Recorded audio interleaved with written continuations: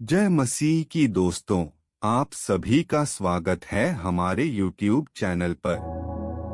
आज हम बाइबल के बहुत ही शक्तिशाली पत्र फिलिप्पियों अध्याय 1 से 4 के बारे में समझने वाले हैं। यह पत्र हमें सिखाता है कि कठिन परिस्थितियों में भी खुशी, विश्वास और प्रभु में शांति कैसे बनाए रखें। प्रेरित पॉल दी अपोस्टल ने यह पत्र जेल में रहते हुए लिखा था, फिर भी उन्होंने बार बार आनंदित रहो कहा। आज की इस स्टडी में हम जानेंगे सच्चा आनंद क्या है, विश्वासियों का जीवन कैसा होना चाहिए, नम्रता और एकता क्यों जरूरी है, और कैसे परमेश्वर हमें हर परिस्थिति में शांति देता है। तो वीडियो को अंत तक जरूर देखें, क्योंकि यह संदेश आपके जीवन को बदल सकता है। अब हम एक एक करके फिलिप्पियों अध्याय 1 से 4 का मुख्य संदेश समझते हैं। अध्याय 1। मसीह यीशु के दास पौलुस और तीमुथियुस की ओर से सब पवित्र लोगों के नाम जो मसीह यीशु में होकर फिलिप्पी में रहते हैं, अध्यक्षों और सेवकों समेत, हमारे पिता परमेश्वर और प्रभु यीशु मसीह की ओर से तुम्हें अनुग्रह और शांति मिलती रहे। मैं जब जब तुम्हें स्मरण करता हूँ, तब तब अपने परमेश्वर का धन्यवाद करता हूँ, और जब कभी तुम सब के लिए विनती करता हूँ तो सदा आनंद के साथ विनती करता हूँ, इसलिए कि तुम पहले दिन से लेकर आज तक सुसमाचार के फैलाने में मेरे सहभागी रहे हो। मुझे इस बात का भरोसा है कि जिसने तुम में अच्छा काम आरंभ किया है, वही उसे यीशु मसीह के दिन तक पूरा करेगा। उचित है कि मैं तुम सब के लिए ऐसा ही विचार करूं, क्योंकि तुम मेरे मन में आ बसे हो और मेरी कैद में और सुसमाचार के लिए उत्तर और प्रमाण देने में तुम सब मेरे साथ अनुग्रह में सहभागी हो। इसमें परमेश्वर मेरा गवाह है कि मैं मसीह यीशु की सी प्रीति करके तुम सब की लालसा करता हूँ। मैं यह प्रार्थना करता हूँ कि तुम्हारा प्रेम, ज्ञान और सब प्रकार के विवेक सहित और भी बढ़ता जाए, यहाँ तक कि तुम उत्तम से उत्तम बातों को प्रिय जानो और मसीह के दिन तक सच्चे बने रहो और ठोकर न खाओ, और उस धार्मिकता के फल से जो यीशु मसीह के द्वारा होते हैं भरपूर होते जाओ, जिससे परमेश्वर की महिमा और स्तुति होती रहे। हे भाइयों, मैं चाहता हूँ कि तुम यह जान लो कि मुझ पर जो बीता है उससे सुसमाचार ही की बढ़ती हुई है। यहाँ तक कि कैसर के राजभवन की सारी पलटन और शेष सब लोगों में यह प्रकट हो गया है कि मैं मसीह के लिए कैद हूँ, और प्रभु में जो भाई हैं उनमें से अधिकांश मेरे कैद होने के कारण हियाव बांधकर परमेश्वर का वचन निधड़क सुनाने का और भी साहस करते हैं। कुछ तो डाह और झगड़े के कारण मसीह का प्रचार करते हैं, और कुछ भली इच्छा से। कई एक तो यह जानकर कि मैं सुसमाचार के लिए उत्तर देने को ठहराया गया हूँ, प्रेम से प्रचार करते हैं, और कई एक तो सीधाई से नहीं पर विरोध से मसीह की कथा सुनाते हैं, यह सोचकर कि मेरी कैद में मेरे लिए क्लेश उत्पन्न करें। तो क्या हुआ? केवल यह कि हर प्रकार से, चाहे बहाने से चाहे सच्चाई से, मसीह की कथा सुनाई जाती है, और मैं इससे आनंदित हूँ और आनंदित रहूंगा भी, क्योंकि मैं जानता हूँ कि तुम्हारी विनती के द्वारा और यीशु मसीह की आत्मा के दान के द्वारा इसका प्रतिफल मेरा उद्धार होगा। मैं तो यही हार्दिक लालसा और आशा रखता हूँ कि मैं किसी बात में लज्जित न हो, पर जैसे मेरे प्रबल साहस के कारण मसीह की बड़ाई मेरी देह के द्वारा सदा होती रही है, वैसी ही अब भी हो, चाहे मैं जीवित रहूं या मर जाऊं। क्योंकि मेरे लिए जीवित रहना मसीह है और मर जाना लाभ है। पर यदि शरीर में जीवित रहना ही मेरे काम के लिए लाभदायक है, तो मैं नहीं जानता कि किसको चुनूं। क्योंकि मैं दोनों के बीच अधर में लटका हूँ। जी तो चाहता है कि कूच करके मसीह के पास जा रहूं, क्योंकि यह बहुत ही अच्छा है, परंतु शरीर में रहना तुम्हारे कारण और भी आवश्यक है। इसलिए कि मुझे इसका भरोसा है, मैं जानता हूँ कि मैं जीवित रहूंगा, वरन तुम सब के साथ रहूंगा, जिससे तुम विश्वास में दृढ़ होते जाओ और उसमें आनंदित रहो। और जो घमंड तुम मेरे विषय में करते हो, वह मेरे फिर तुम्हारे पास आने से मसीह यीशु में अधिक बढ़ जाए। केवल इतना करो कि तुम्हारा चाल चलन मसीह के सुसमाचार के योग्य हो, कि चाहे मैं आकर तुम्हें देखूं, चाहे न भी आऊं, तुम्हारे विषय में यही सुनूं कि तुम एक ही आत्मा में स्थिर हो और एक चित्त होकर सुसमाचार के विश्वास के लिए परिश्रम करते रहते हो और किसी बात में विरोधियों से भय नहीं खाते। यह उनके लिए विनाश का स्पष्ट चिन्ह है, परंतु तुम्हारे लिए उद्धार का, और यह परमेश्वर की ओर से है। क्योंकि मसीह के कारण तुम पर यह अनुग्रह हुआ कि न केवल उस पर विश्वास करो, पर उसके लिए दुख भी उठाओ, और तुम्हें वैसा ही परिश्रम करना है जैसा तुमने मुझे करते देखा है, और अब भी सुनते हो कि मैं वैसा ही करता हूँ। अध्याय 2। यदि मसीह में कुछ शांति और प्रेम से ढाढ़स और आत्मा की सहभागिता और कुछ करुणा और दया है, तो मेरा यह आनंद पूरा करो कि एक मन रहो और एक ही प्रेम, एक ही चित्त और एक ही मनसा रखो। विरोध या झूठी बड़ाई के लिए कुछ न करो, पर दीनता से एक दूसरे को अपने से अच्छा समझो। हर एक अपने ही हित की नहीं, वरन दूसरों के हित की भी चिंता करे।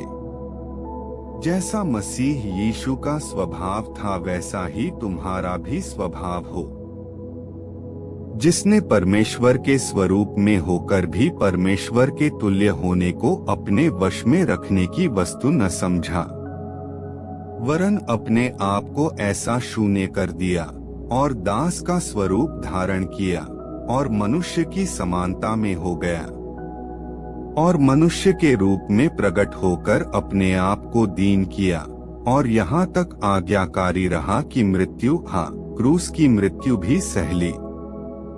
इस कारण परमेश्वर ने उसको अति महान भी किया और उसको वह नाम दिया जो सब नामों में श्रेष्ठ है, कि जो स्वर्ग में और पृथ्वी पर और पृथ्वी के नीचे हैं, वे सब यीशु के नाम पर घुटना टेकें। और परमेश्वर पिता की महिमा के लिए हर एक जीभ अंगीकार कर ले कि यीशु मसीह ही प्रभु है। इसलिए हे मेरे प्रियो, जिस प्रकार तुम सदा से आज्ञा मानते आए हो, वैसे ही अब भी न केवल मेरे साथ रहते हुए, पर विशेष करके अब मेरे दूर रहने पर भी डरते और कांपते हुए अपने अपने उद्धार का कार्य पूरा करते जाओ, क्योंकि परमेश्वर ही है जिसने अपनी स्वेच्छा निमित्त तुम्हारे मन में इच्छा और काम दोनों बातों के करने का प्रभाव डाला है।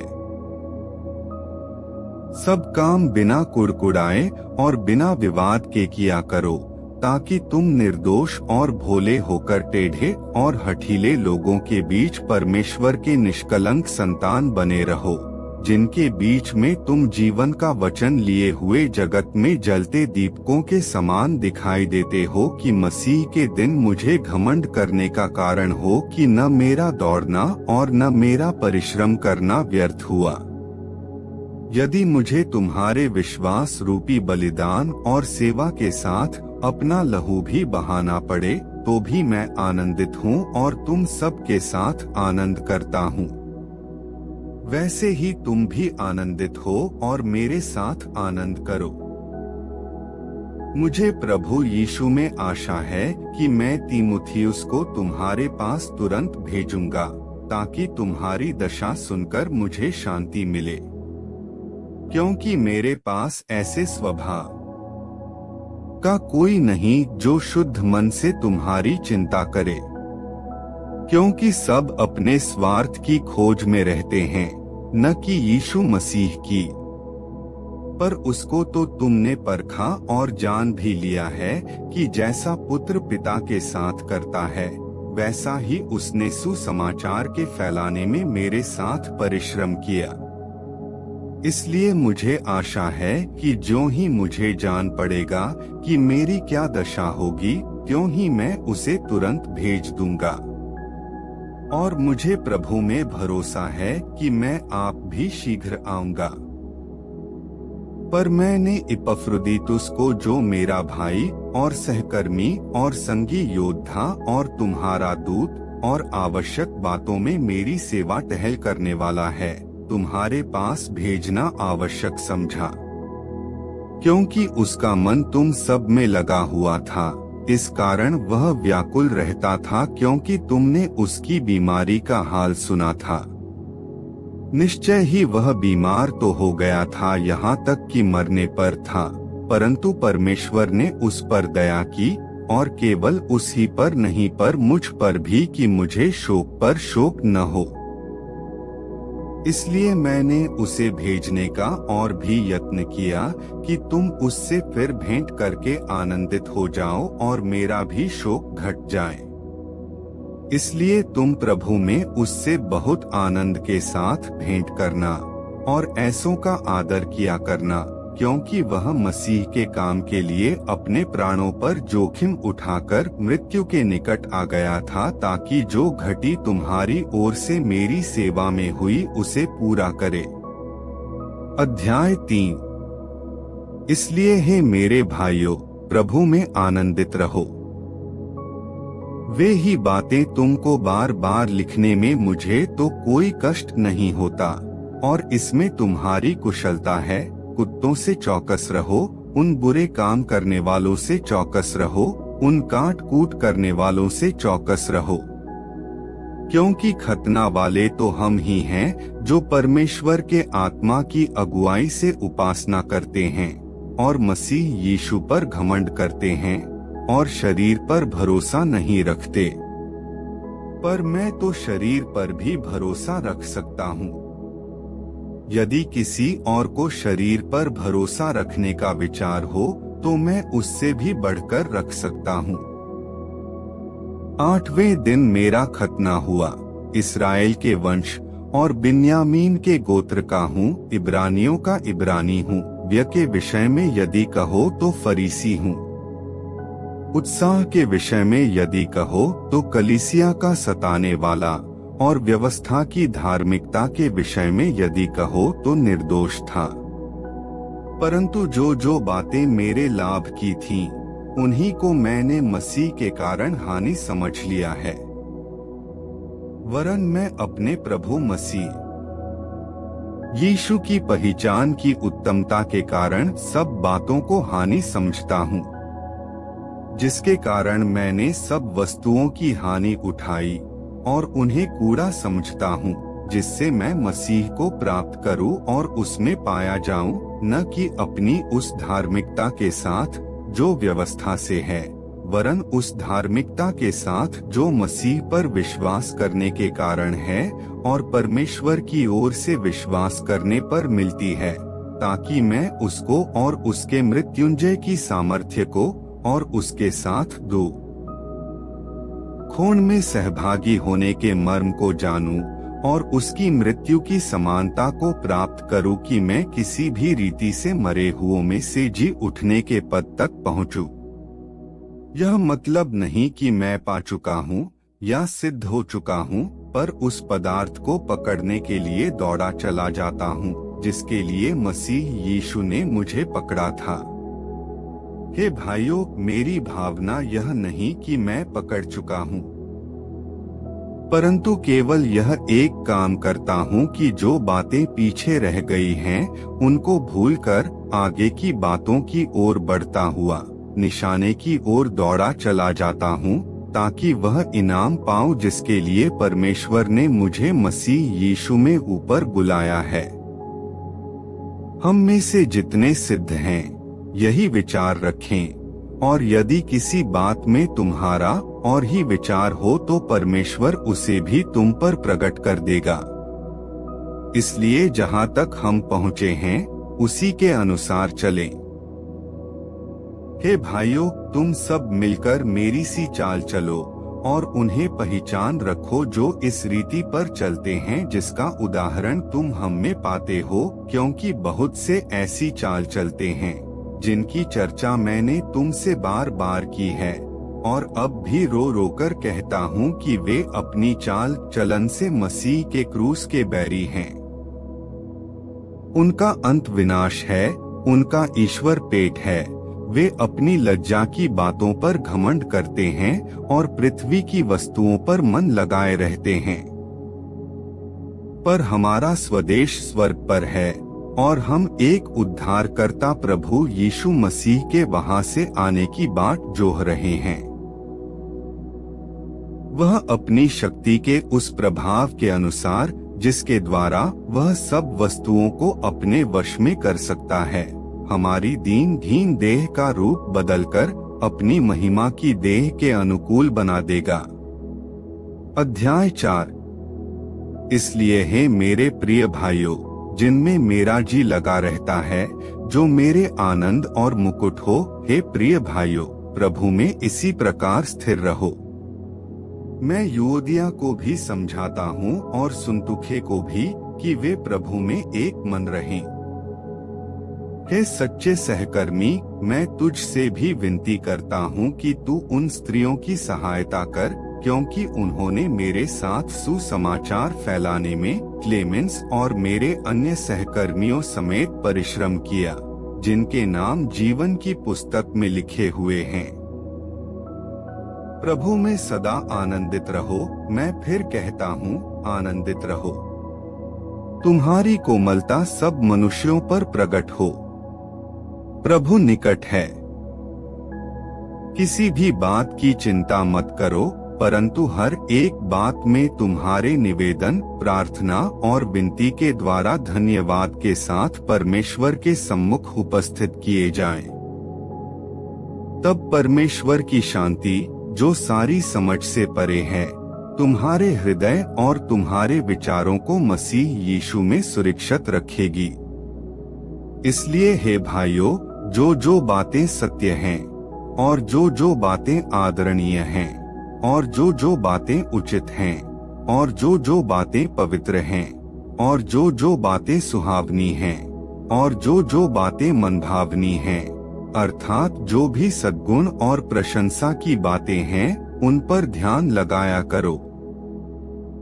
जो बातें तुमने मुझसे सीखी और ग्रहण की और सुनी और मुझ में देखी, उन्हीं का पालन किया करो, तब परमेश्वर जो शांति का सोता है तुम्हारे साथ रहेगा। मैं प्रभु में बहुत आनंदित हूँ कि अब इतने दिनों के बाद तुम्हारी चिंता मेरे विषय में फिर जागृत हुई है। निश्चय तुम्हें आरंभ में भी इसका विचार था, पर तुम्हें अवसर न मिला। यह नहीं कि मैं अपनी घटी के कारण यह कहता हूँ, क्योंकि मैंने यह सीखा है कि जिस दशा में हूँ उसी में संतोष करूँ। मैं दीन होना भी जानता हूँ और बढ़ना भी जानता हूँ। हर एक बात और सब दशाओं में मैंने तृप्त होना, भूखा रहना और बढ़ना घटना सीखा है। जो मुझे सामर्थ्य देता है, उसमें मैं सब कुछ कर सकता हूँ। हे फिलिप्पियों, तुम आप भी जानते हो कि सुसमाचार प्रचार के आरंभ में जब मैं मकिदुनिया से विदा हुआ, तब तुम्हें छोड़ और किसी मंडली ने लेने देने के विषय में मेरी सहायता नहीं की। इसी प्रकार जब मैं थिस्सलुनीके में था, तब भी तुमने मेरी घटी पूरी करने के लिए एक बार क्या वरन 2 बार कुछ भेजा था। यह नहीं कि मैं दान चाहता हूँ, परंतु मैं ऐसा फल चाहता हूँ जो तुम्हारे लाभ के लिए बढ़ता जाए। मेरे पास सब कुछ है, वरन बहुतायत से भी है। जो वस्तुएं तुमने इपफ्रोदीतुस के हाथ से भेजी थीं, उन्हें पाकर मैं तृप्त हो गया हूँ। वह तो सुखदायक सुगंध ग्रहण करने योग्य बलिदान है, जो परमेश्वर को भाता है। मेरा परमेश्वर भी अपने उस धन के अनुसार जो महिमा सहित मसीह यीशु में है, तुम्हारी हर एक घटी को पूरी करेगा। हमारे परमेश्वर और पिता की महिमा युगानुयुग होती रहे। आमीन। हर एक पवित्र जन को जो यीशु मसीह में है नमस्कार कहो। जो भाई मेरे साथ हैं, तुम्हें नमस्कार कहते हैं। सब पवित्र लोग, विशेष करके जो कैसर के घराने के हैं, तुमको नमस्कार कहते हैं। हमारे प्रभु यीशु मसीह का अनुग्रह तुम्हारी आत्मा के साथ रहे। दोस्तों, यही था फिलिप्पियों अध्याय 1 से 4 का मुख्य संदेश। यह पुस्तक हमें सिखाती है कि चाहे परिस्थिति कैसी भी हो, प्रभु में सच्चा आनंद और शांति मिलती है। अगर आपको यह बाइबल स्टडी अच्छी लगी हो तो वीडियो को लाइक करें, शेयर करें और चैनल को सब्सक्राइब करें, ताकि हम आगे भी ऐसे ही परमेश्वर के वचन को साथ साथ सीख सकें। प्रभु यीशु मसीह की शांति आप सबके साथ बनी रहे। धन्यवाद।